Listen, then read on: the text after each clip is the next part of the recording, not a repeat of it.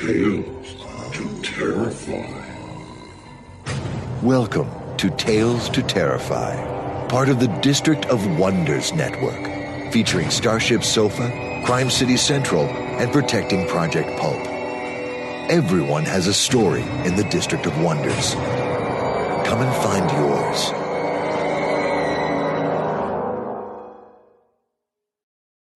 Good evening, children of the night. Come in.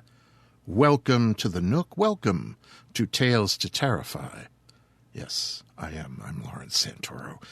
And tonight I want us all to have an evening in which we will forget about summer, about wretchedness, about heat, humidity, and concentrate on chills and, well, you'll see.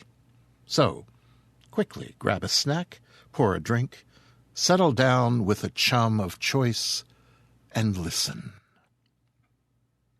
Oh, one thing, I hope you've stopped by the Pledge Me site, the one that Dan Raybarts has set up to facilitate contributions to the production of the anthology Baby Teeth. If not, please amend your ways. It's for a good cause. I'll repost the link on this week's Tales to Terrify homepage. Also, there is no also. Not this week. This week, we are going to plunge right in and let Sylvia Schults tweak your thoughts about the hereafter with another episode of her ghost hunting series, Lights Out. So, if you've dipped your chips and found a friend to snuggle with, here we are, in candlelight, and prepared to go. Lights out, everybody.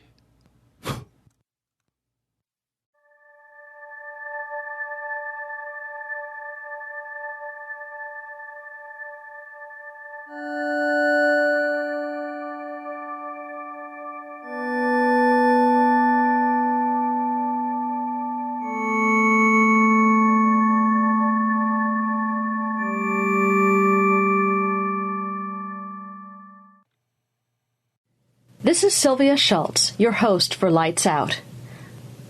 I'd like to share a quick update with you all about the hauntings at the Pollock Hospital in Bartonville. This is such an active place, and it just keeps getting better every time I visit. I was there a few weeks ago to film a web TV show with haunted history of the paranormal. The personal experiences we had there that night were amazing. At one point, we were in the hallway near the men's death ward doing some recording for the show. The temperature in the hallway plummeted as we recorded. Soon after that, every one of us smelled the sweet scent of pine or balsam in the hallway, a faint vestige of the herbal treatments that may have soothed patients here. And just last Friday night, I was again at the Pollock, tagging along on a public tour. The volunteers at the building are constantly refining their presentation of the history here. You've got actors and actresses portraying patients and nurses, even grave diggers, in their efforts to teach people the history of the Peoria State Hospital. Chris Morris, as head nurse, stands at the hallway near the men's death ward. This is the delousing exit, through which patients were admitted. In this tiny admitting room, they were asked to take off their clothes, which were then taken out back and burned. Tuberculosis germs are carried on clothing. Then the patient would be escorted across the hallway to the shower room. Women would have their long hair shorn, again to cut down on the places for the TB germs to hide. Then the patient was escorted back across the hallway to the exam room, adjacent to the delousing exit. The actress portraying a patient that night was a young girl with long hair and two luxurious ponytails. She clutched a doll and coughed sporadically. As Chris spoke, a nurse came up and escorted the patient across the hall. Several minutes later, as Chris continued, the nurse and patient emerged from the shower room. The patient's hair was now close cropped on her bowed head. The nurse led the young girl to the exam room, where she sat dejectedly on an exam table, giving a few tubercular breaths. Now here's where the story gets weird. As Chris continued her presentation, all of us, the group in the hallway, the two actresses in the exam room, heard several deep, loud, tortured breaths.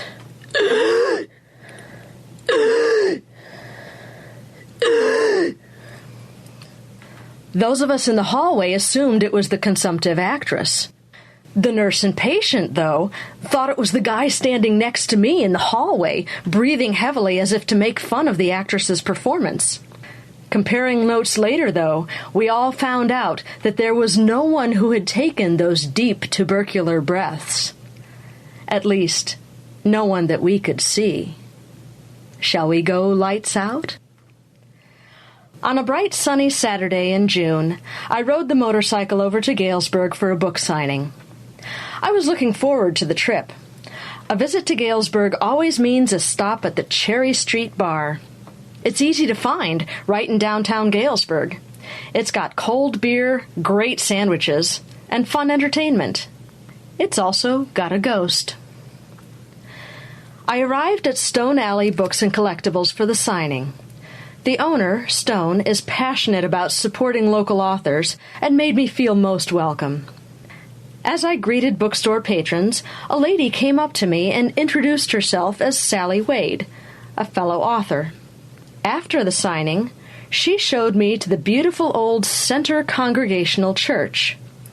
As we sat in front of the altar, drinking in the peace of the 175-year-old building and the jeweled tones of the sunlight coming in through the rose window, Sally shared an experience she'd had months before on a snowbound winter's day. Okay, so what is the name of the church? This is Central Congregational Central Church. Congregational Church, okay. Mm-hmm.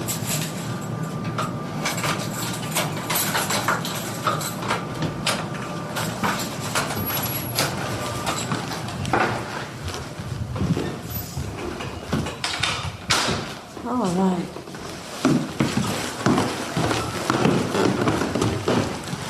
This is Fellowship Hall, but these windows used to open up and seating was all around here. Wow. For a recession.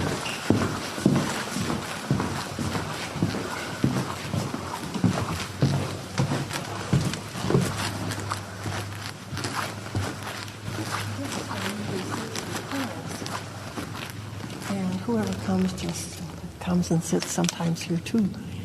But That's so cozy. it's beautiful. Oh, wow. Yeah. Do you know when those windows were put in? Oh, They I look can give you the 19th history. century. Yeah, they were. They just kind of look like that. Yeah. Yeah, right. That rose window is amazing. Yeah. At night, it looks like a jewel. Oh, They yeah. have lights on it. But I know that this place is filled with, at times, with people to whom it matters. Yeah, my guess would be they're not so much haunting it as just hanging out. Yeah. That's what I think too. Yeah. And this organ makes a sound like it's the sister organ to the one at West Point, and it's the largest and oldest in the whole town. Wow. But it's pipes.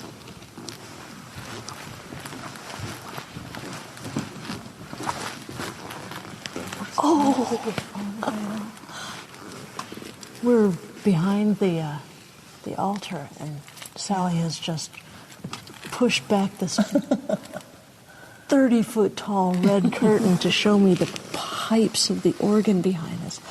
That's glorious. The mighty molar. Because when someone really knows how to play her, you can sit out there and the pews will vibrate a little bit, but you feel the vibration all through you. Oh, and you yeah. can feel the palpable presence of God in here. Oh, man. Wow. Well, Since you have invited me in, thank you. Would you mind if we sat here for a while and just recorded? Oh, sure. And you can show me how you were sitting that day. Okay. I'll try to not make too much noise with my letter. Okay.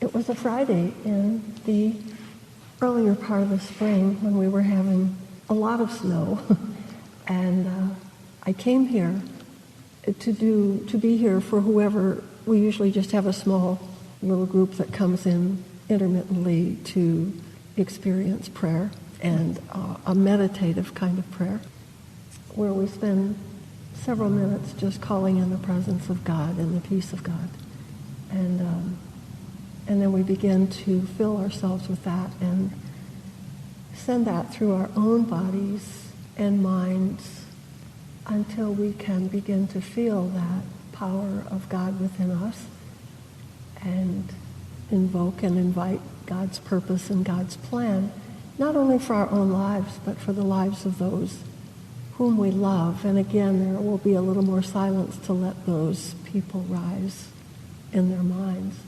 And then out into the community for another few minutes, and out into the country and out into the world. And the day that I came, and it was so snowy, they hadn't opened the office. And I realized nobody may come. And so I sat here for a little while and was going to leave when something inside me that I consider the voice of the Holy Spirit or my own soul, I don't always distinguish between them, but said, no, don't go. You don't have to go. You're not here alone. And so I sat back down and I began to just look at the rose window and begin to do the prayers from inside me when I felt the spirits of people who had been here long ago, and some that I knew when I lived here before. And I suddenly remembered where they sat, and what came to me from somewhere within, it wasn't an audible voice, but it was a voice that said, you are not alone here, for heaven's sake, and we're always here with you when you come to do these prayers, whether other definable humans in your ordinary life are here or not. We're here, and we love it. We love this place, and we come to be here too. Beautiful. And so I get a chance to share that story and feel their presence and their love. Some of them were not so easy to love during that earlier stage in my own spiritual growth. But now I see that there was a connection that was greater than our ego that has held us all together in this place. Even me, who's flounced out of here vowing never to return on 2 separate occasions.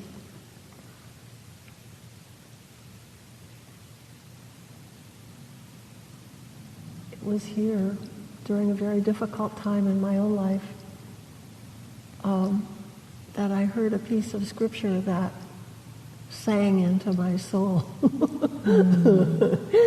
that I've never forgotten, and it was Romans 12:2 that says, do not be conformed to this world, but be transformed by the renewing of your mind. And that was speaking to me, that I did not have to be conformed either to this world that I saw or thought I saw here, that didn't feel very Christian to me at the time. But that I could continue being transformed by the renewal of my own mind. And that has followed me all these years, so I always think outside the box. And I'm always open to that which we can't see always, but we can feel and know from a higher place within us. Mm-hmm. Well, I have had a wonderful time sitting here in the quiet, just experiencing your church. Thank you so much for letting me visit with you. Blessings on any of you who were here but too shy to speak up. I know you're a rather conservative group by nature. But there's a great love that has bound us together, and that keeps hold of me by an ankle. Always here. Even when I wandered away. And you've always welcomed me back and made a place for me and let me be me here, even when I know I'm a little bit out of the box for some of you. We didn't capture any spirit voices on that visit, but the peace and serenity of the church was a welcome respite during a busy afternoon. It was nearing supper time by that point, so I was very glad to open the doors to the delectable grill smells of the Cherry Street Bar. Their menu tells a bit about the history of the building, including their ghost. I'm sitting at the Cherry Street Bar in Galesburg. I'm reading off the back of the menu here. It says, A History of Cherry Street. The building now housing Cherry Street Restaurant and Bar was built in the 1800s. Historical research has discovered that over the years it was occupied by other businesses, including Best Buy Furniture Store, Millie and Willie's Grocery Store, the Plain Dealer Printing Company, and Marty's Pizza Restaurant. In the mid-1980s, the Quad City brothers, Dan and Jerry Carmody, bought the property, which was being operated as a bar at that time, and turned it into Cherry Street Brewing Company. The Carmodys completely gutted former Marty's Pizza, including stripping the walls back to the original brick and adding a restored tin ceiling along with many other upgrades. Within days of opening, Cherry Street became one of the most popular places in West Central Illinois for food, drinks, and entertainment. Over time, the business was expanded several times. John and Tom Petmeyer owned and successfully operated the business for over a decade until the sale to Luella and Stan Devlin in 2010. With their purchase of Cherry Street, they hope to be as successful as the historical businesses have been and bring their customers the best food, drinks, and entertainment in Galesburg. It is suspected, due to all of the changes and renovations, it has disturbed the resident ghost of Cherry Street, who has been named Roxanne over the years. A check of city directories in the early 1900s confirms that the building listed several people living in upper-floor apartments. Both ghost and normal residents of Galesburg will remember or have heard about the Gaiety Vaudeville Theater, Coney Island, Knights of Columbus, Western Union Telegraph Office, Haynes Market, Hardy and Hardy Law Office, Brad's Pool Hall, the Downtown Lounge, Flesher Music, and the Galesburg Post doing business on Cherry Street. It is alleged that Roxanne was found dead in her bathtub. It is said that she and maybe some of her friends roamed the building at all hours, and some have heard and seen proof of it. A former employee stated that she had stacked all the chairs in the beer garden only to return and find 3 chairs placed back around a table. There have never been any reports of violence by our resident ghost, only fun little tricks on people, so we believe she's pleased with you being here. There might be times when you can feel her presence too, and if you get enough spirits in you, you might also believe in Roxanne. I spoke with Lou, one of the owners, about people's experiences in the bar. We had our third investigation done. Yeah, cool. They said they don't want to do it again. Really? Why not? It got a little more, not really scared. Well, I guess they kind of got scared, but there was a lot more going on that time. Really? Who was it? She has a YouTube, she put a video out on YouTube. Oh, cool. With the sounds and stuff. So, excellent. And I have the link posted on our website. Oh, okay. So it's pretty, there was a lot of noises that they picked up, and they were actually touched over here. Wow. in the basement on the side there. Okay, cool. So it kind of, I don't know, she just kind of got creeped out that time. She was like, okay, yeah, I'm done. And, you know, all 3 times that we've had it investigated, they've done it on a Sunday. Okay. But Illinois Ghost Seekers. Okay, I thought that's who it was. I think that's Illinois Ghost Seeker Society. Yeah, I was talking with Crystal a while ago, and she mentioned that she had been here, so I was guessing that's who it was. Yeah. Cool. They were pretty sure that they actually got something on video, but they never did find it. They thought the people that were up there thought they saw something in the sports bar. They were sitting on the steps going up to the beer garden, and they thought they saw something, but when they went back and checked the videos, there wasn't anything there. Gotcha. That happened. Yeah, there was quite a bit of activity that last time. Neat. So I'm like, okay, I'm fine. We're going to not disturb them anymore. I think they're fine. We'll just leave things the way they are. Cool. So what experiences have people had aside from investigations? The one bartender that I had hired upstairs in the sports bar, one evening he told me when he came down that he said he was going through the place, you know, cleaning up, picking up things, and he knew for a fact where the remote was at for the TV, and he said he heard something fall, and it was quite a distance away, and he was the only one up there. Oh. So, and he's a black kid, and he said, I know how this always works in the movies. The black guys always go first, you know, and he's like, so I don't like this. But he was pretty creeped out that night. As far as, I can tell you, when I went through the basement one night, I was going to the office to pick up what I needed so we could get out of here. And we were getting ready to leave, and I was about halfway through the basement area, and right where we have a lot of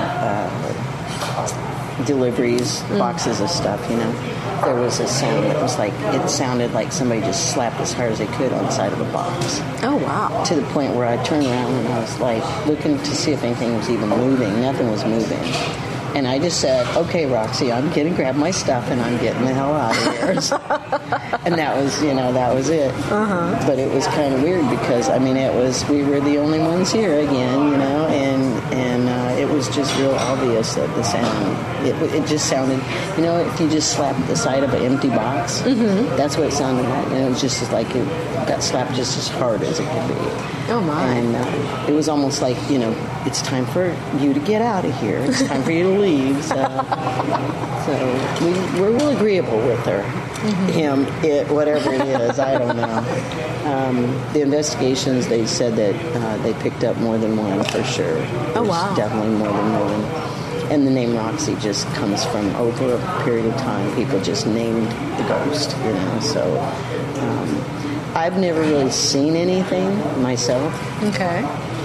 Well, there was one evening where one of my bartenders, we had a pretty busy night, and there's 3 of them. One of them, she's a workaholic, and she's always got to do something. So she's usually the one off going and cleaning and stuff. And she said she came downstairs. She'd gone upstairs to clean the sports bar, and she had gone back up. And when she came down, she said, "I don't know what happened or who did it, but all those chairs are straightened up, and I did not do it." And I'm like, okay, well, we've got cameras here, right? So I thought, okay, I'm going to go and check things. Because I said, seriously? She was like, I don't remember doing the chairs. She said, because I mentally made a note in my mind, you got to go straighten the chairs out. And we always, you see how they're sitting around the bar now? Yeah. And usually when at the end of the night, we'll go and we'll turn them a certain way. So they're kind of inviting somebody to sit down. Nice. And they do the same thing at first. Well, when I went down and checked the video, it was almost like she was possessed. And she was taking those chairs and just straightening them, putting the back solid up against the bar. And she did every single one of them the same way. She turned them, backs up against the bar, turned them, backs up again, and went down the line and did all. We had 7 or 8 bar stools up there. And I came up and I said, Nancy, you did straighten those chairs out. She said, no, I didn't. I said, no, you did. I said, I've got it on video. You did it. But it was just the way she did it. It wasn't like, it was almost like she was possessed. I swear to you, that was what it looked like to me. Oh, my. But she didn't remember it. And I showed her the video, and she said, I sure don't remember doing it. And so, yeah, that was kind of creepy. Her and I both have heard noises when we're at the end of the shift and we're just waiting to get out, trying to finish up. Everything's quiet. Mm-hmm. We've had TVs go off and on by themselves, the jukebox, the volume all the way up, and then all the way down, and then it just shut down. And there was like 5 people here that night sitting at the bar, and we all just kind of looked at the jukebox like, guess she didn't like that song. But I mean, little things like that, that we've actually heard.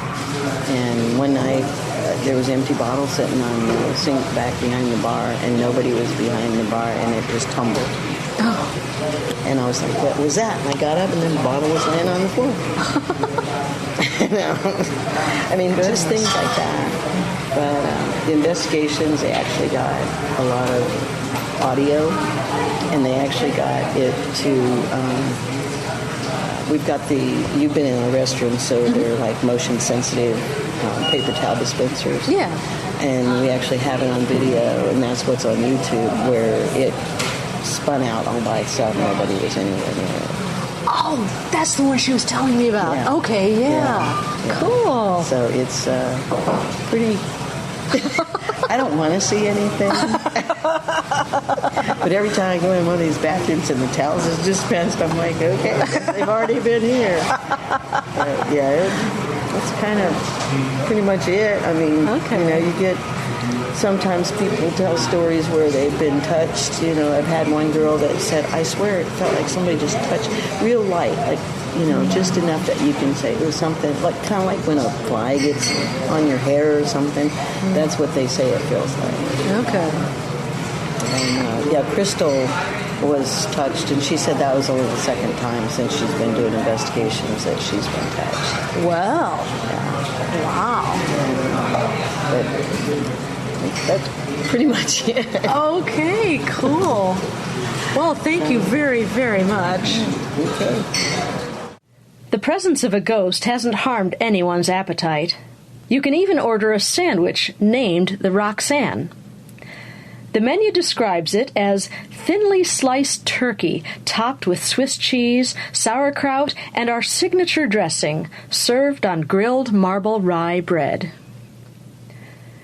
For more information about the bar and its ghosts, please visit the website cherrystreetbar.com.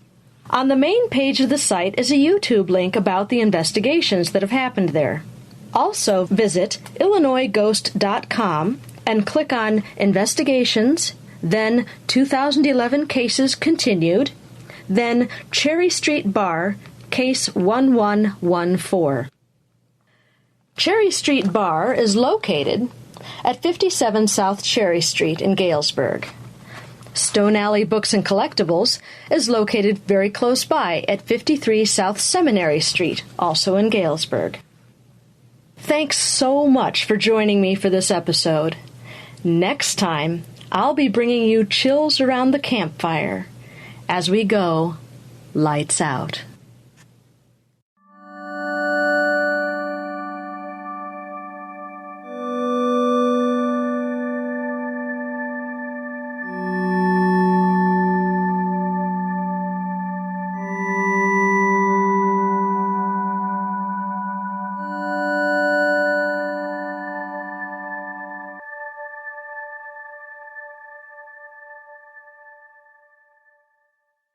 Thank you, Sylvia.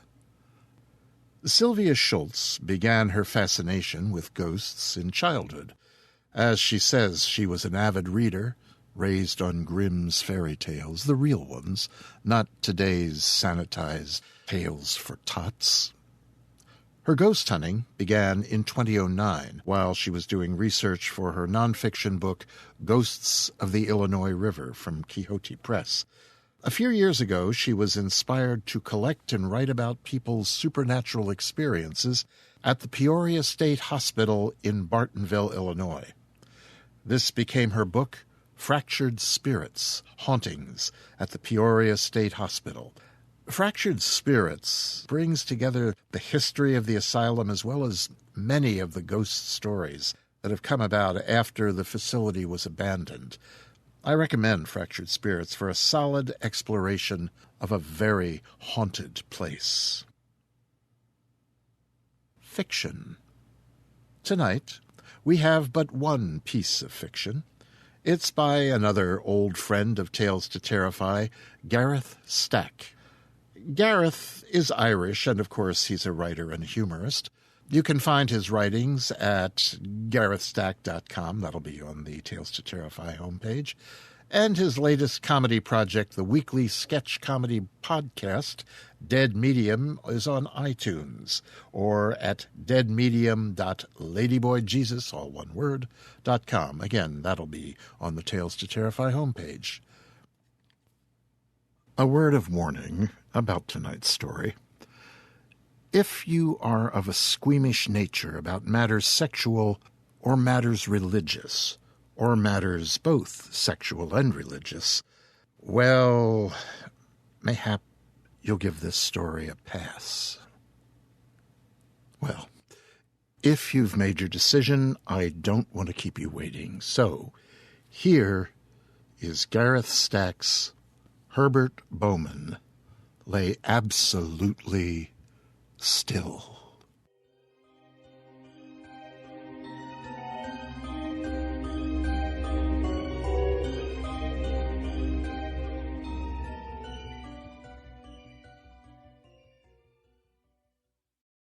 Herbert Bowman lay absolutely still, focusing all his earthly attentions on one recalcitrant big toe, his left.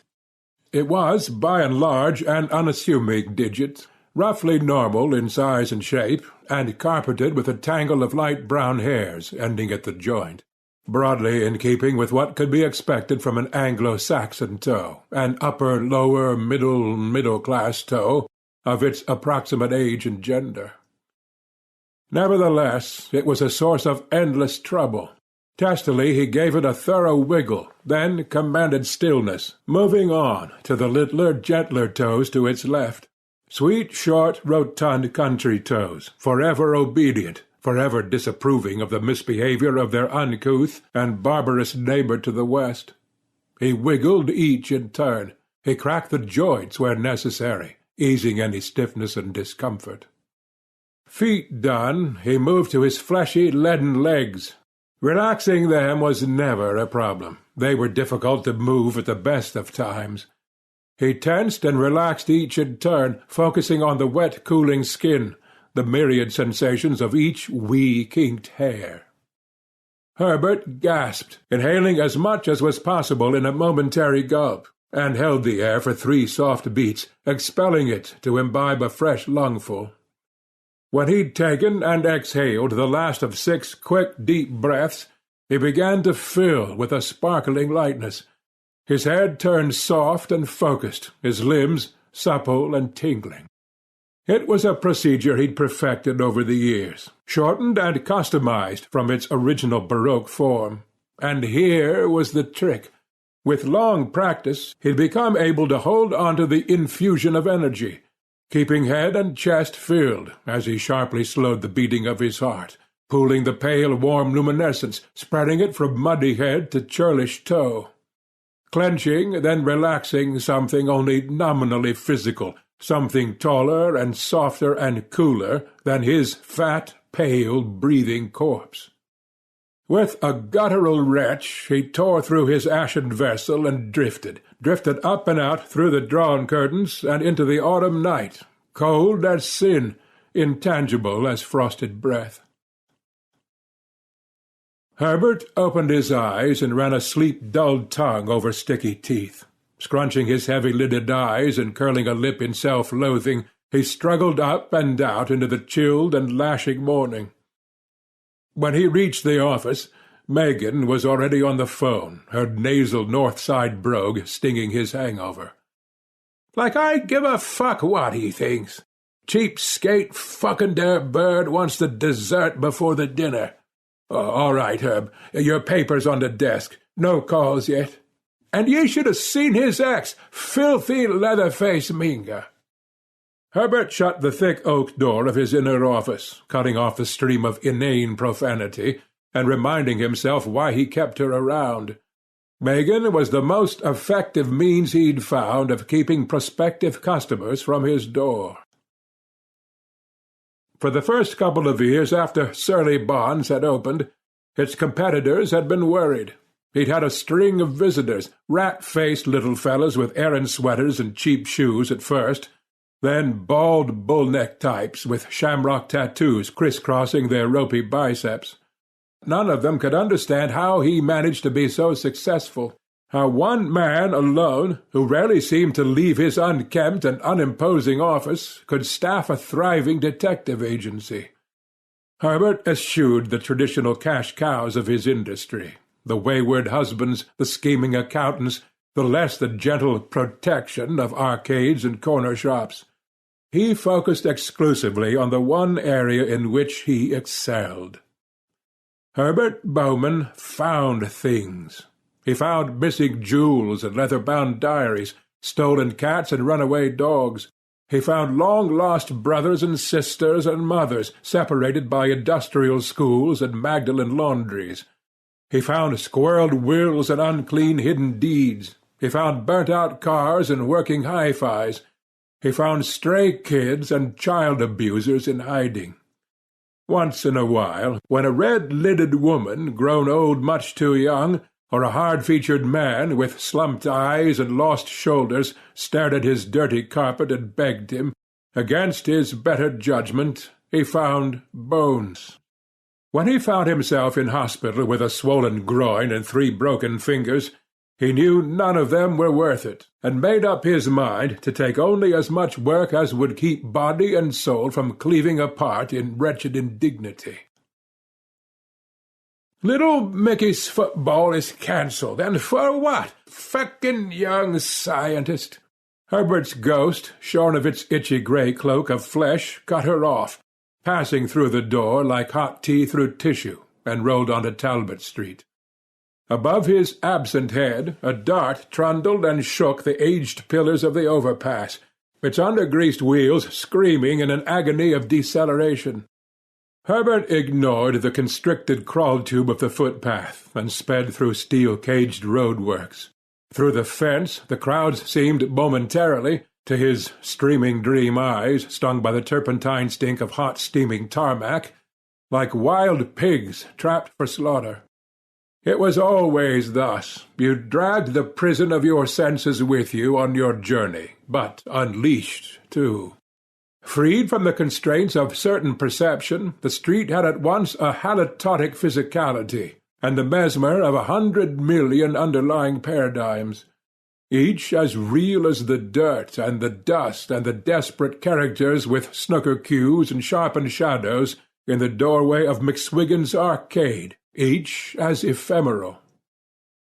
Herbert sped on, past the old morons of O'Shea's Hotel, past the Irish pits of Kiley Cliché, past the decrepit shopping mall with its rain-stained concrete arches, like 1,000 local shitholes in Drogheda or Navan or Duleek, its pink neon a streak of wet vagina on a celluloid blur. He thrilled wicked in the arctic halogen light of a Dublin October, twisting past the smirking, half-wit perfume-counter girls and Yank tourists with half-moon shades and patent-leather jackets and big, sallow, patent-leather wives.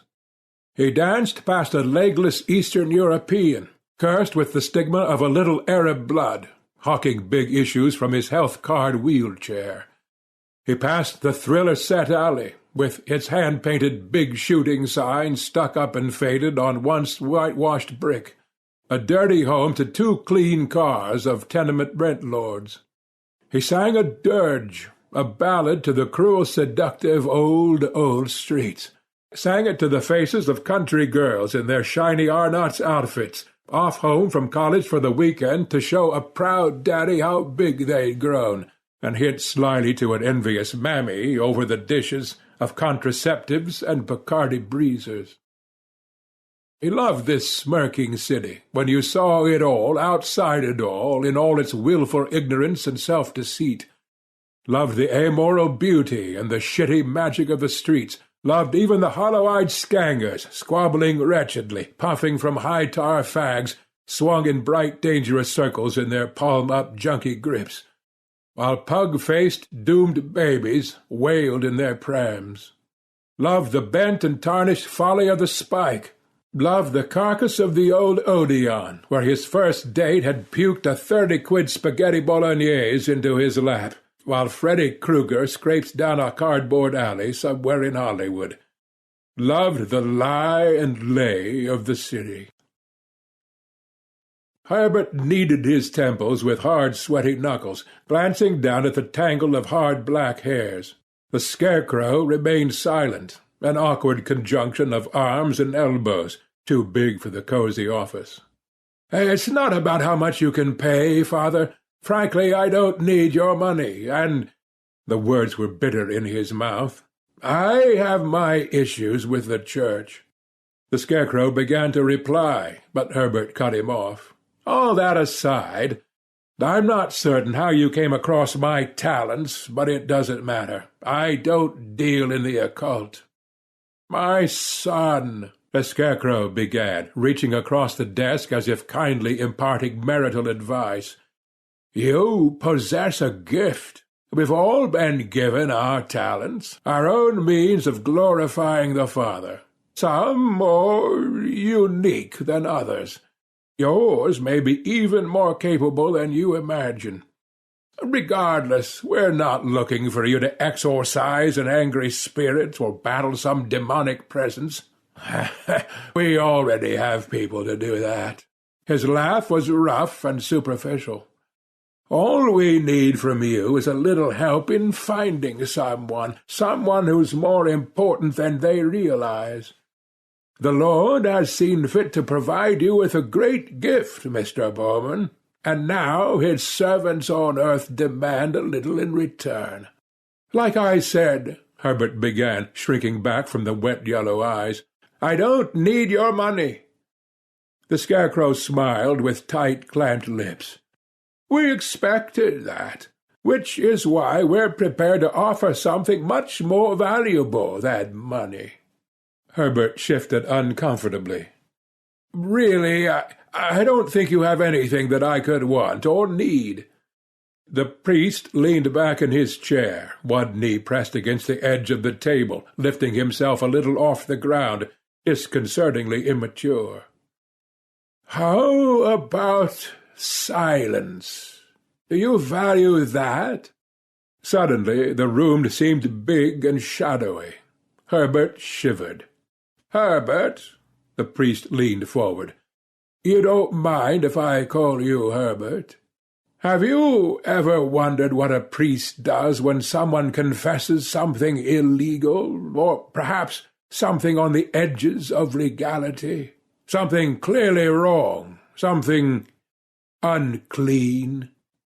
The scarecrow paused, letting his chair fall forward. "He can't tell the police, of course, can't go to the papers without defiling the sacrament of confession, the sanctity of penitent clergy privilege. But he is allowed to unburden himself, relieve his conscience to his own confessor. Slowly the message passes up the ranks. Finally all is known, and all is remembered. Do you see?" Herbert looked away. With no distracting window to focus on, he ran his gaze across the cluttered ranks of science fiction and parapsychology stuffed into the narrow bookshelves. "What is it you want me to do?" The plane banked over McCarran International, twisting the view of Vegas to a distorted chimera across the aircraft's convex window, the fractured lattices of light shining like a jeweller's felt-backed diamond cabinet.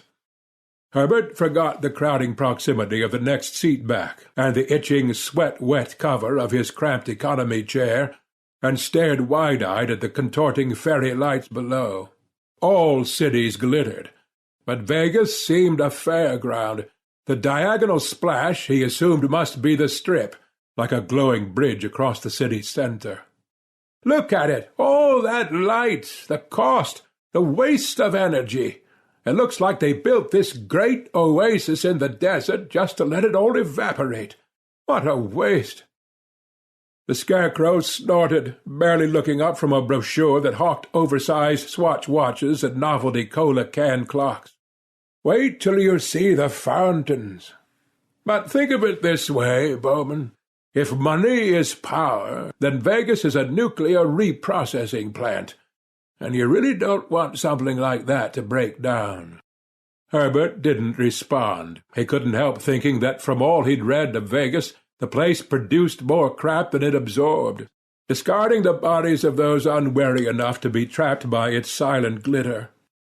Out the corner of his eyes he caught the flashing of the seat-belt light, began the struggle to truss his weary bulk. He sensed a rough landing. The Maya was enormous, almost as big, according to their cabbie, as the Luxor and the MGM Grand. Its driveway wound down to a strip in a curve, girding the hotel's mountainous base like a Van Allsburg illustration. The artificial hill was topped with a vast pyramid, a Mayan temple, as reimagined by Cecil B. DeMille. As the cab wound its way up to the hotel, Herbert leant against his window, peering up at the looming Xanadu. The hotel doors rotated into a cacophony. A garish mishmash of faux Mayan waterworks and ancient Christmas decorations assaulted the eye. The Maya was Vegas in miniature, impossibly glamorous on the outside, but hollow, with a core just as big and ugly as its surface seemed spectacular. Even the slot machines had plastic bamboo handles to spin their hieroglyphic faces. The arching roof above Herbert's head depicted a Sistine Chapel-style tableau, a battle between Mayan warriors and their conquistador conquerors. The Scarecrow's penguin suit couldn't have seemed more out of place, but he moved easily through the check-in crowd and down to the gambling floor. By contrast, Herbert felt awkward, inversely garish in a simple black storm coat. The place boiled, the hum of air-conditioners struggling against the chill of a desert night, audible over the throng. Herbert struggled to keep up with the priest's lanky, purposeful strides, catching up to the taller man at a blackjack table. The priest was staring over the shoulder of a croupier, hypnotized by the flicker of the cards. Herbert caught his breath, shut his eyes for a moment, blacking out the heat and the two bright lights. He resisted tearing off his heavy overcoat, surrendering to the simulacrum reality offered by the casino, and pushed past the heaving crowd around the table. He leant into the Scarecrow's ear. "Why did you bring me here?" The priest snapped out of his reverie and twisted, smiling to face Herbert. Behind those hooded eyes something was amiss. He reached into the pocket of his blazer, and for one crazy instant Bowman was certain he'd pulled a gun. Instead, the priest passed him a photo, small but bright and vivid, freshly printed. Herbert scanned the picture, holding it above his head to avoid the press of the crowd that forced him uncomfortably close to the priest. A blonde girl smiled back, chin held up coyly, eyes glimpsing green from behind scrunched-up lids. He glanced back at the Scarecrow. "I'll need more than this." Unperturbed, the priest held out a gold-colored plastic card, embellished with a black print stencil of the hotel's iconic pyramid. A key. The key card gave only a lift number, a mere sweep of the card triggering the correct floor. Herbert snorted. No matter how drunk or stoned the guests got, they'd always find their way back to bed. Sure enough, the lift opened onto a corridor with a single door, a door which clicked open with a touch of the key-card. The room was dark, lights turned down to a minimal illumination. Herbert made no move to raise them, warily exploring the place as much by sound as sight. A richly carpeted foyer expanded into a series of living areas, replete with hundreds of feet of floor space. A dead flat-screen TV hung on one wall, weakly reflecting the moonlit balcony. Herbert found the bedroom, and, lying down on its king-sized bed, re-examined the photo in the cool, blind, filtered light. The girl was sitting cross-legged on a cheap motel room's orange-sheeted bed. One elbow balanced on a knee, one hand supporting her chin. She was somewhere between 17 and 25, indeterminate, with a shimmering vitality. She seemed happy, shooting a smart alecky grin at the unseen cameraman. Herbert hit the bedside lamp and looked closer. The tangerine daylight indicated summer, but the picture revealed no obvious clues to the identity of the photographer. Her bikini was revealing, but not lewd, hardly salacious. The scene seemed too personal, too genuine to be a customer's record of a purchased conquest. All in all, little to go on. He killed the light, and stretching out on the bed, shut his eyes to consider the room. The Scarecrow had sent him here for a reason, one which, despite his jet-lag, had not involved rest. The girl had either been here or was somehow connected to a tenant of the room. Herbert began to relax. Drifting over the body, he hung inert. He had conditioned himself to tear away from the flesh as quickly as possible, to stretch the cord of life out lightning fast. Sticking around was a nauseating effort of will. He forced himself to turn and regard the waxy cadaver. Bloated and livid in his soul's ethereal glow, his body looked a decade older than its 38 years. His face had a rotund joviality, with its squashed bell nose and its portly cheeks reddened by the wicked vapours of the whiskey bottle. Seeing oneself like this was a horrific reminder of mortality. Turgid and silent, solid and undeniably pathetic, Herbert's carcass reminded him of the corpse of a country parson, or perhaps a mildly retarded butcher's assistant, one who hung in the shadows, sharpening cleavers and grinning a little too widely at the local kids sent for a pound of sausages. Herbert wasn't given to morbid self-pity, but the indecency of such full-toned reflection bid him look away. He floated through the room, sailing in the dusky silence, searching. The place was freshly cleaned, absent the detritus of human occupation, missing anything to cling to, any dim ache of object memory. He needed something material, a gust of hot connection, some driving recent passion. He needed contact with a care for this girl, some passionate engagement. In the room all was silent, save the shift and settle of relaxing furniture. Herbert held still, listening to the murmur of the desert breeze, to the unsteady blare and grind of traffic far below. He pictured the girl's image, somehow its effect out of place. She hadn't been happy here. She'd lain on that bed, shaking a little as her sweat evaporated. What had she murmured, lying in the darkness? A soft breath, terror in the silence. Had someone come in? But it had come from behind him. He glided back towards the bedroom, retracing his flesh-rooted umbilical. Moving with slow, prickly inevitability, Herbert edged the door-frame, dead slow, expecting nothing, anticipating anything.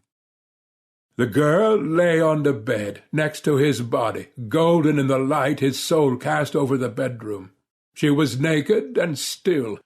He hung for subjective minutes at the foot of the bed, frozen and tingling with analog adrenochrome. She breathed, and he relaxed a little, chiding himself at his reaction to her presence. It was merely as the Scarecrow has said. He had abilities he hadn't ever realized. A dream faced down a memory, both vapours, while the only real life, his squalid hibernating meat, lay oblivious, a hog next to the girl's illusory beauty. Softly she began to sing, the tune some half-remembered pop song, lent infinite melancholy by her impossibly sweet soprano. You stood in the doorway with nothing to say. Herbert's head spun. She couldn't mean him, couldn't know he was watching. He drifted back, triggering an impossible noise. The girl paused mid-sentence, turning to look straight at him. Herbert felt the rising, heady shame of the discovered voyeur. Her eyes, cat-like in the dark, caught his, and for a long moment the air between them seemed to fizz with recognition. She made no move to cover her naked perfection, and his dream face itched, shamefully fascinated. He felt compelled to speak, but a presence tore at him, a body passing through his shadow, drawing its weight of fever-blooded energy. A short, slim-shouldered man now stood over the bed, looking down at the girl. "Bowman." Herbert opened his eyes, stiffened against the agony of returning circulation. The Scarecrow's gaunt features and empty smile hung over him. "Get anything?" Herbert trembled a little. Surely it had grown colder in the room. The Scarecrow stood, seeming for a moment uncomfortable at their proximity. "It'll do," he said. "Get up. We're going for a drive." The Scarecrow lectured him on Vegas history, as Herbert watched the looming vari-colored tower skip by, ground-lit by filtered spotlights. The Strip was beyond human scale, its caricatured monuments dwarfing the teeming hordes below, its pavement rich with costumed street performers and drifting Hawaiian-shirted tourists, its streets patrolled by heavily armed casino mercenaries. They sped into the Vegas night, past the Luxor, whose laser tip seemed to rend the clouds like a temple to the god of avarice. The ride continued into the edges of the city, where the neon sign blinked and the buildings shrunk to human scale. Herbert nodded along to a potted history of the Strip, feigning a vague interest. He was exhausted, had slept only briefly in the large, unsettling hotel room. He had grown up unused to secrets, substituting the dream freedom of astral projection for the social skills he'd never seemed to develop. Withdrawn from the world, but freer than them all, Herbert had rarely encountered a situation he couldn't avoid or control. He'd conditioned himself to slow, easy shifts of mood, but this sudden trip, with its static of unvoiced apprehension, was sparking a rising panic. As much to calm himself as placate the priest, he interjected, "I take it the city's your parish?" The priest laughed. Wherever they were headed, its prospect seemed to ease his evident instability. "Not at all. I haven't been back here in years." He paused, growing circumspect, staring out the window, flicking at the seat leather with long-nailed fingers. "I came from Cork at the end of the 60s. Actually, I stole my passage, knocked a fella down outside a pub in Patrick Street, fighting over a girl. He was a stranger out cold, and no one about, so I went through his coat. Pulled out £60, enough back then for the trip and a little over." He looked back to Herbert, smiled a little. "Does that shock you?" The priest had that irritating habit of the Irish diaspora, from Frank McCourt on down, of exaggerating his brogue, of slipping into Irishisms when he mentioned the old sod. Herbert didn't reply. "I worked as a dealer at the Stardust, then after that the Dunes. We made great money back in the day. I saved up and opened a bar downtown in '82. Customers were pouring over the lip of the desert into the casinos at the time, so we raked it in. I developed expensive habits: coke, the drink, women." The priest laughed, and again Herbert sensed a crazed edge to his persona, more akin to a Krishna or a Scientologist than any pastor of his acquaintance. "Worse than all that," the priest continued, "was the gambling. If you're a schmuck, Vegas will take you for everything, and I was a prize-fucking schmuck. As more casinos opened, and they started in with all that Disneyland for adults crap, the little clubs were driven into the ground. My place got foreclosed, and I was back dealing blackjack for a living. I managed to get a good casino job through friends, but I screwed it up, coming in late and hung over, borrowing money from the job. Got the sack when I came in one time too many with a black eye from another house's bouncer. Definite no-no. By the 90s, I was derelict, just another bum on the strip, getting rolled by the cops and drinking anything that burned. Bit of a fucking cliché, to be honest. Herbert wasn't surprised. It explained a lot. He'd known men come back from the streets, from the booze, the filth, and the gear. They were never right after, as if something died in the cold and abject misery, some trust in the world essential to stability. The priest went on, bowing his head a little as he related his shameful years in the wilderness. I was destitute, filthy. I stole, I ate what scraps I could find, and spent the few bucks I could scrimp on the drink. I shat in the street like a dog. Woke up in my own puke and piss more than a few times. There's little charity in this town, Bowman. The fallen are the lowest of the low. Vegas loves a loser, but she hates the lost, and that's the truth. I was a sinner. I arrived in this town through sin, and I fell through sin. But something changed, Herbert interrupted, weary of the modern tirade, exhausted and fearing more pious mortification. Indeed, I met a great man, a fellow Irishman, who found me out and lifted me from my dejection. An inspiration and an infinite blessing on a poor sinner like myself. You'll understand presently. It seems we've almost arrived. It's time for you to meet Bishop Stanley. The bishop's residence took a form Herbert could never have predicted. They had to wait for it to land, banking in a wide arc over a private runway somewhere on the edge of the desert, the tarmac turning blue in the Vegas dawn.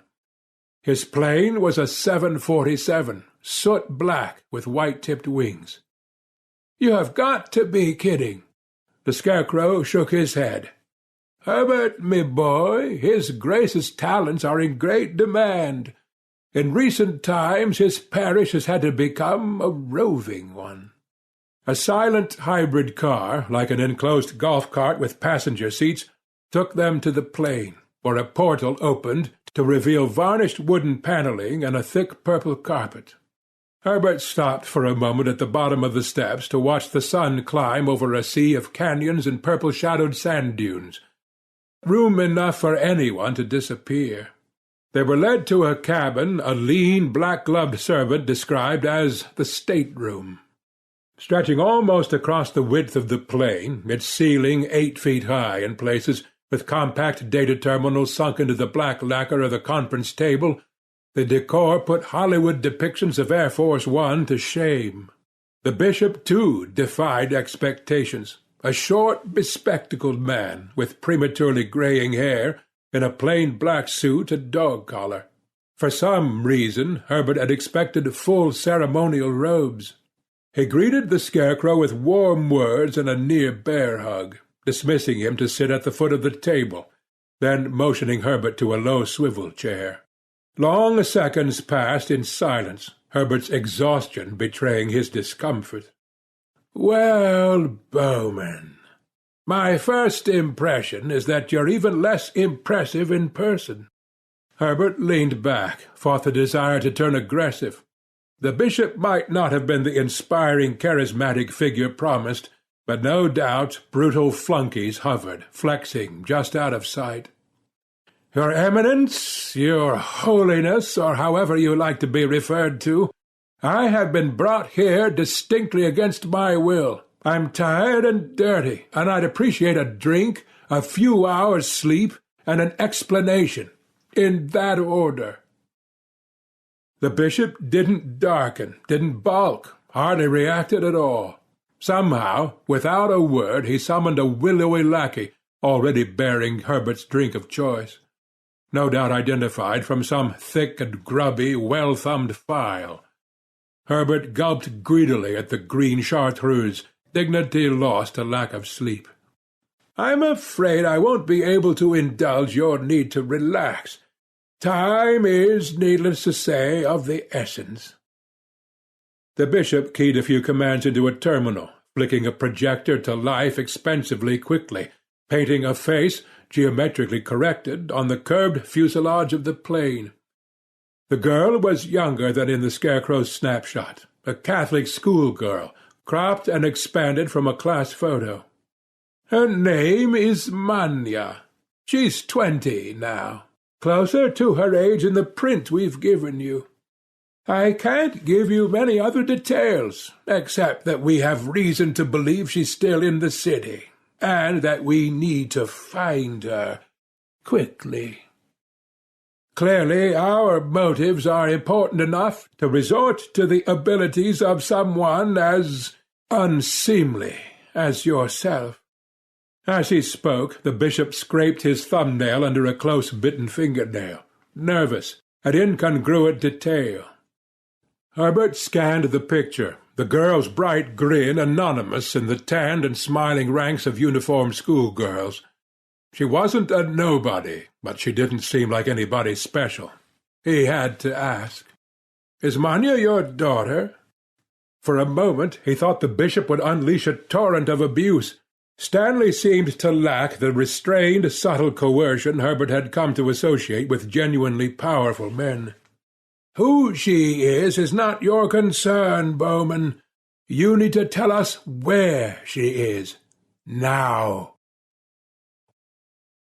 Herbert bid them stop in a lay-by over a storm drain. The drain was dust-dry now, softly exhaling over the cracked floor of the desert. With no obvious route down the 20 feet to the grated mouth of the tunnel, they had to rappel, Herbert slinking his pallid bulk in heaving jerks, fearing the descender might break, more afraid of the humiliation than the fall. The Scarecrow shook the wrought iron lattice, moving it hardly at all. Blocking the drain were 6 inches of iron grill and a foot-wide grained steel padlock. Herbert loosed his tongue, fingering his dirty collar. "Seems impassable." "It does give that impression," the priest laughed. "But the breath of the Lord blows open any mere gate of man." He reached into a pocket, drawing out a glossy package wrapped in oily grease-proof paper. Opened it to reveal a small green lump of something that looked like Play-Doh and a tight coil of bronze filament. Herbert coughed. "Abracafacadabra." From 20 feet away, flat across the curving concrete storm drain, they tripped the current and the gate blew out. An echoing, single-barreled explosion funneled by the mouth of the drain. Shrapnel, forced back by air hard-packed into the tunnel, spat out in a great vomitous goo across the desert, cooling in seconds from white-hot to the orange of a coal fire. The iron filing smell and the jagged shards reminded Herbert of something horrible and half-forgotten. Like every black-toothed mouth, every crevice leading to every forbidding primordial cave, the entrance was hideously uninviting. It hung open to the morning, raw and splintered with shining, cooling fragments, leaking the spoilt cheese fumes of the underground. Naturally, the Scarecrow set off, scarcely looking back. Herbert hesitated, scowling at the vertical climb to the road and the car, and followed. They kept straight on into the tunnel for a couple of 100 feet, until it opened into a large cavern, lit with panels of stark bright light from a grating above, a half-dozen passages spread out in a star of indecision. What now? The Scarecrow turned, found a lump of concrete scrubbed by flood-water to a soft-tipped mound, and sat, drawing out a stick of gum. He made a ceremony of the gradual unwrapping. "That is up to you, kiddo." Herbert leant back against the flaking wall. "Looks like we wait." He melted into the rock, upright, exhaustion and adrenaline easing the leave-taking, the stinging tear of self from skin. He sank through the floor of the chamber, mustard slow and even flow, sank through concrete and sandstone, drifting along tubes of head-height tunnels, sliding through narrow pipes mere hands-breadths wide, thinning to a flute of self, liquefying, vaporizing, seeping ever downward. In the rocky depths behind him, something growing, something glowing to a hot, bright heart of Kali, darkening, a voiceless call, oddly familiar, drawing nearer, growing closer. Herbert opened his eyes, turning toward a tunnel. "This way." The Scarecrow stopped him, slipped him something hard and cold, metallic. "You'll be needing this." Herbert met the grey, unmoving eyes, shivered, and moved on into the tunnel. They climbed down heady lengths of rusty ladder, descending toward ledges above impossible chasms, lent infinite depth through Herbert's fear and the trickling, creeping darkness. The only light was the weak flickering of the headband torches. The tunnels grew wetter and colder the deeper they descended, a damp web of seedy, broken promises, whispering inward towards the centre of the city. In the dark their rhythmic steps and Herbert's heavy wheezing breaths and thick sniffling Dublin cough reverberated. Rattling, distant, unwieldy, and gigantic machines operated, colossi shifting a little to the echo of their passage. They reached a base level, a foot deep in murky water, where concrete pillars supported the labyrinth above, and set off in some arbitrary-seeming direction, heads bent and scuttling beneath the heavy vaulted ceiling. Herbert led, his lamp throwing a pale wedge of half-light through the earth-hewn dark. They trudged through cold sewer water, a viscous suspension of softened, slow, decaying refuse. It clung to them, drawn up through trousers and the edge of their careless sleeves, filthy and stinking, slowing and chilling their dread-sawed endless passage. At last they reached a ramp of sorts, a slope that lifted from the level of the water, rising up at a slight angle beyond the reach of their lamps. The hiss of falling water a little distance away obscured their footsteps, and Herbert motioned the priest silence, though the taller man had said nothing since the start of their descent. They reached a wall, hung almost vertical from the ceiling, ending suspended a foot and a half above the floor. The pair edged under, crawling in their wet clothes through the inches of grimy dust, the cramped, asphyxiating overhang continuing for 10 feet or so, then opening out into a corridor. Herbert hesitated, again motioned for silence, had crept along the wall for several feet, summoned by a draught of warm and dusty air. He reached an opening in the floor, pumping his body, feet first, through the hole. Sliding out, he hung from pudgy elbows, then roughly scraped his hands over the concrete lip and dropped a foot or so, rolling on impact. The sound obscured by the gush of running water, louder now, smashing down on concrete somewhere else. He edged along another, tighter corridor, the Scarecrow tipping into space above him, but head first, pushing off the wall and twisting with preternatural grace to drop in apparent silence to his feet. Herbert flicked off his lamp, and the priest took point, edging towards the moving day-lit shadows, leering into the corridor from around a corner before them. The Scarecrow paused, blinked rapidly to accustom to the light, pulled something dull and heavy from his jacket, and skirted the corner, tight-wound stillness springing to a blur of motion. Herbert hung back, froze when 2 flat, hard rounds punched the quiet. From around the corner a girl called out for a moment, then nothing. He gripped one leg to still the shaking, and inched into the room, the base of a sheer concrete shaft. The daylight was blinding, noon sun channeling straight down into the chamber, hundreds of feet below. The first body lay spread-eagled on the floor, head propped against a shoddy camp bed, face frozen, more puzzled than afraid. The boy was maybe 18, 20, and the priest had shot him twice, once in the chest, once in the head. The Scarecrow had his back to Herbert, was bent over the second body, knotting her hands behind her back with the loops of thin green plastic cord. his coat abandoned to the floor, his black shirt rippled like the skin of Mr. Hyde. He held the girl suspended, face forward by her wrists, her back cruelly twisted, while he hog-tied hands to feet. She was maybe 6 months along, belly resting in the dirt, half-conscious, eyes flickering beneath the purple bruise already building on one temple. Christ! Herbert backed against a wall, upsetting piles of cheap tinned foods. The Scarecrow turned his head, eyes cold and pupils vanishing small, aimed a snub-nosed gun at Herbert's face. "Stay where you are, Bowman. I'll be needing your doughy arse in a second." He returned his attention to the girl, finished trussing her like a pig, and hung her up to face them, suspended from an overhanging pipe by the cord joining her hands and feet. She moaned a little, started to come to, till he tugged her head up by the hair and cuffed her again, knocking her senseless. The Scarecrow pulled a length of yellowed kerchief from a shirt pocket, stuffed one end of it into her mouth, working the whole bundle in, a bulging, choking lump. Herbert's hands clenched and unclenched, but he stood rooted to the spot. The scene was too ambiguous, the dirty steel of the Scarecrow's gun too hard and real. The Scarecrow stood before the girl, ignoring Bowman, his head cocked to one side, his long fingers spread open, a Disney parody of a wicked villain.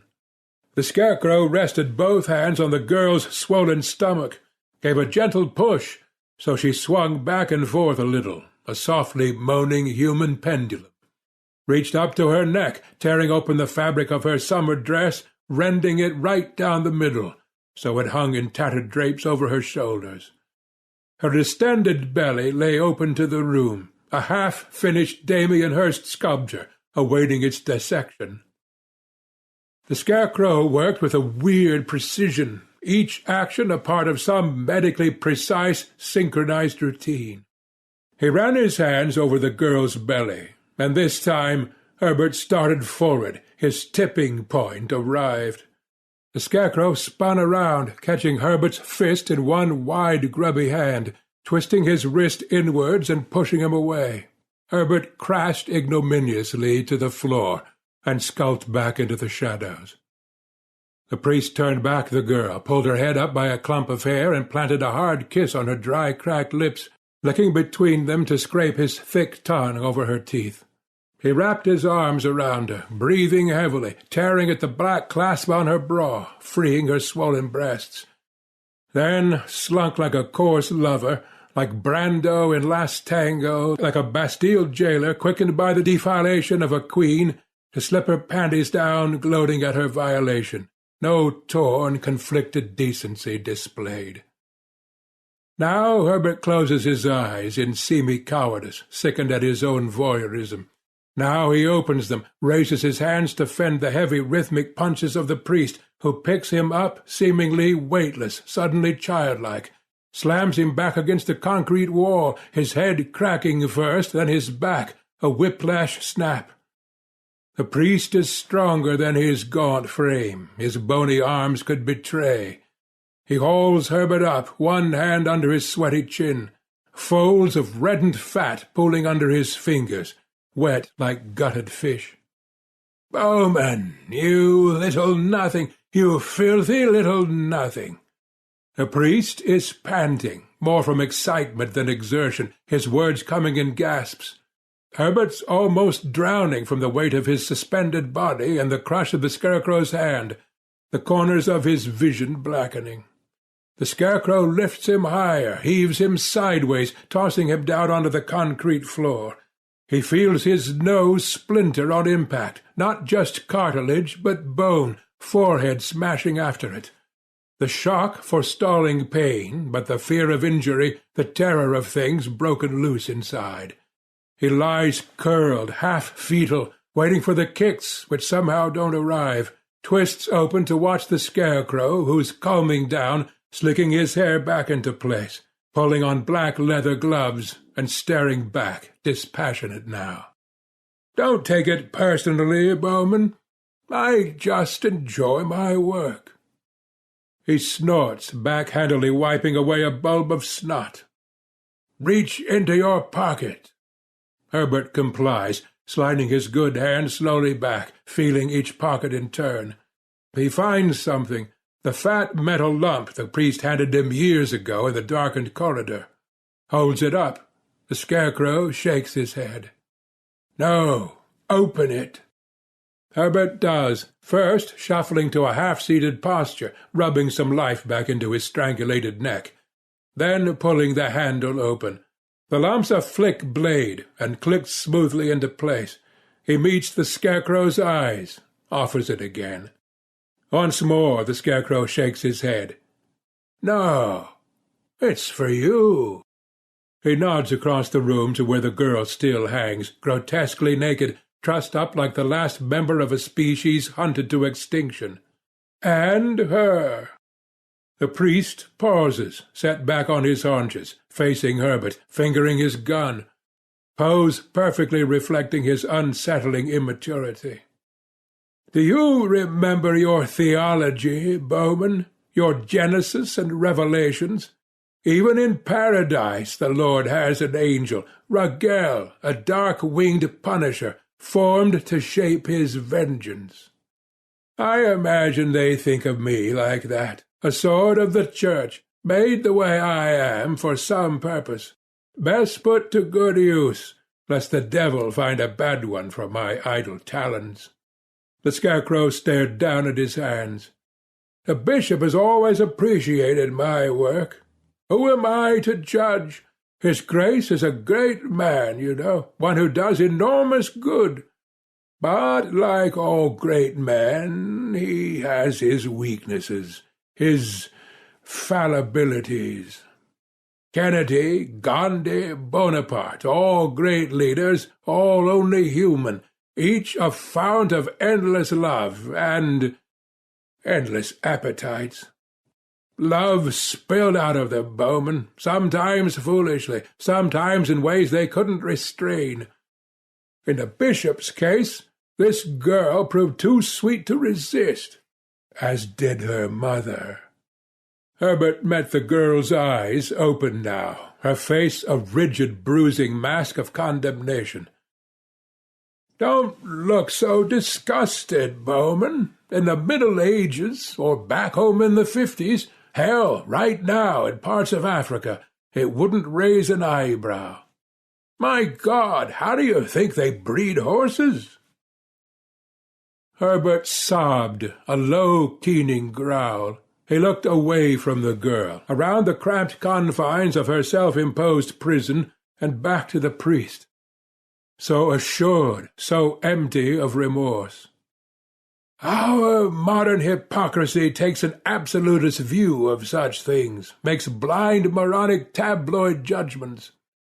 The priest stood, began to pace, rapping the butt of the gun against the palm of one hand. "His Grace is rising, Bowman. We're living in a new century, with a new pope, and Stanley has his ear. Imagine the millions he might save from AIDS in Africa, from poverty or brutal circumcision. The Church is fading in the West. We're so out of touch we don't smell our own death coming. Catholicism's trapped in its vision of hellfire and damnation. Think what it would do if it had the power to gaze to atheists and to raped wee girls who get abortions. Look how it blocks medical research and suggests monstrous alternatives, like growing babies engineered to disillusion." He stopped, bent down to Herbert, animated, imploring. "But all that could be fixed, Bowman. The message could be modernized. But let me tell you, I know these people. I've done their dirty work for years. They're not for changing. The bishop is the only chance we've got. One slut can't be allowed to ruin the hope of millions." He was psyching himself up, transparently justifying the horror to come. "She's just one little bitch, Herbert, just another runaway. And it's you who gets to clear her out, to gut the filth. Don't pretend to adopt some moral high ground. It won't be the first child you've torn open." Herbert's snivelling now, shaking his head.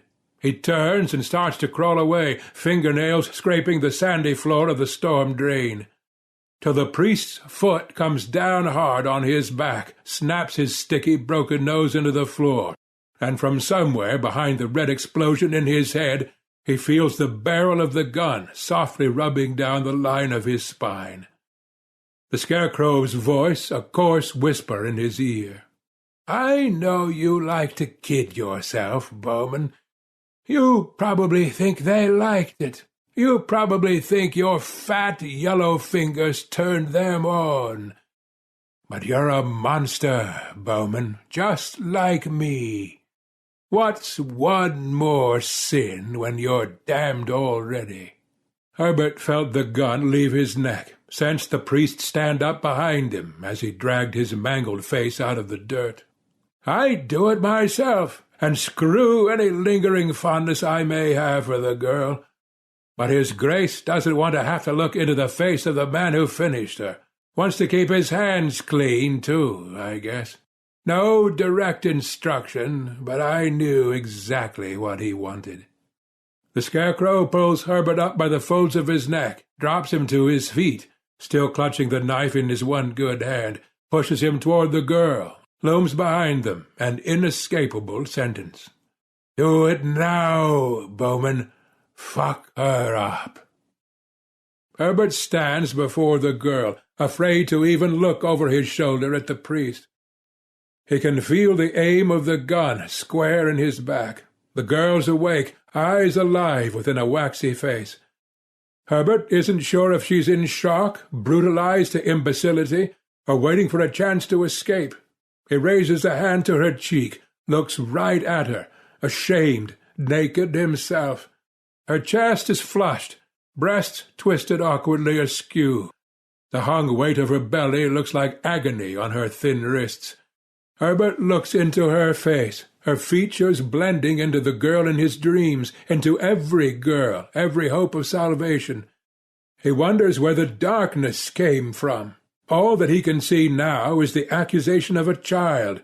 There's no more time. The Scarecrow clears his throat, and Herbert strikes. His eyes close, and he sees the room in wicked colour, wider than the spectrum of true vision. Each pebble showing every facet at every angle of the light, each fibre of each garment a bundle of grainy filaments, each moment a million framed in silence. The priest stands edge-on to the couple, hands out, holding his gun, 6'3" in close-up. From the dry tubes of his comb-over to the pores rotting in his hollowed cheeks, Herbert takes it all in, aches with the resolution, freezes the moment in high fidelity.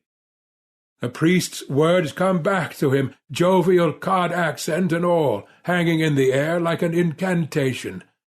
"We've all been given our talents. Yours may be even more capable than you imagine. The bishop chose him. He must have known. The priest is like a photograph, a Jan van Eyck portrait in nauseating detail, the prototype of hot, burning anger, burning man, the first flames licking at its centre, cleansing fire tearing through its effigy. The moment melts, the priest's face turning puzzled, then alarmed, his screaming muted by its brevity, the flames rising around him, through him, searing white heat, pressing Herbert face forward against the girl. Quick as they started, the fires clear, a thick column of rancid smoke climbing up into the dulling afternoon. Little left but the gun, which clatters to the floor, to cool amidst a pile of charred and stinking relics of spontaneous combustion. The girl watches over Herbert's shoulder, eerily impassive as he holds her, shaking with relief and exhaustion. After a minute he takes his arms, his weight, from round her shoulders, looks up into her dirty, battered face, regards the bright, unmoving eyes. For the moment, absolutely still.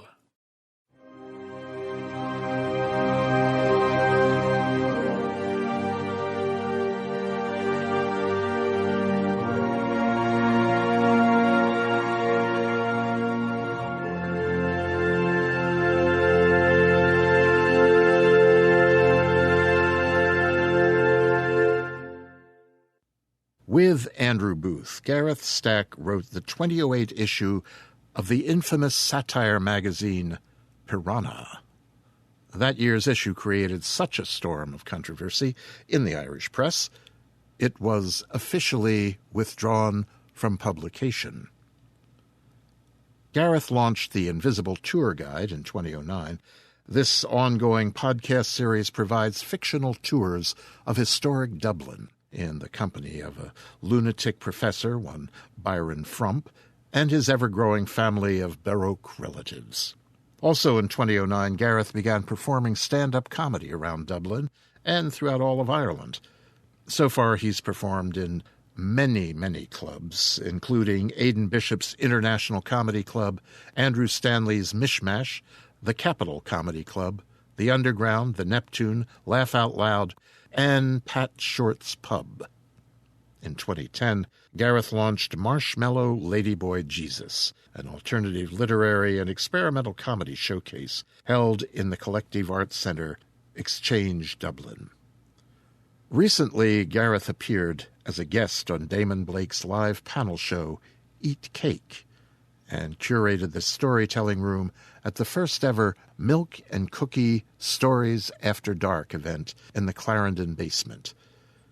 He also lent his voice to the comedic radio soap opera On the Line and the children's radio series The Erblin Chronicles. Both were on Dublin City FM. In a rather contradictory move, he also penned a variety of articles for the Irish adult magazine Blue Ireland. Back in show number 76, we heard Gareth's Creep Doll, read by Gareth, a very creepy tale. It's good to hear another voice from you, Gareth, and I know we'll be looking for more. Speaking of Gareth's voice, tonight Gareth was voiced by Mr. Bob Neufeld. Bob's first recordings for Tales to Terrify were two Carnacki stories, one by William Meikle, the other by William Hope Hodgson. His voice has also been heard on our sister podcast, Crime City Central. And beginning next week, Tales to Terrify will feature Bob Neufeld reading all 41,300 words of one of H.P. Lovecraft's signature tales. Well, you'll be here, won't you? In the meantime, you can find his recordings of complete works by Sir Arthur Conan Doyle, Joseph Conrad, Charles Dickens, Robert Louis Stevenson, and many others on the celebrated LibriVox.org. And when he isn't recording, Bob works in the wide, wonderful world of human resources. A list of Bob's LibriVox recordings can be found at a site I'll post on the Tales to Terrify homepage. And that will be that for this week. As mentioned, next week we'll begin a 3-part trek with our old chum H.P. Lovecraft. We haven't done many multi-part shows, but I do like letting an author have some time to develop character and setting, and I hope you do too. Let us know. Stop by the Tales to Terrify homepage or drop in and like us on Facebook and share your thoughts with us there. Also, stop by the homepage and, well, you know, make a contribution or make a commitment to Tales to Terrify and the whole District of Wonders by subscribing to this show or any of the others. We will continue to be free, but we do need funds to keep going, so, well, enough said. I hope you've enjoyed tonight's tale. I hope your walk home won't be too horrible. Again, it's dark, it's warm, it's muggy, so the walk will be uncomfortable, but when you get home, you can crank up the air, dehumidify, and finally come to rest. Try to stay in your body, though, through the night. Out-of-body experiences are just fine, but, well, it's a big, dark eternity out there. And getting lost, well, That would certainly disturb your pleasant dreams.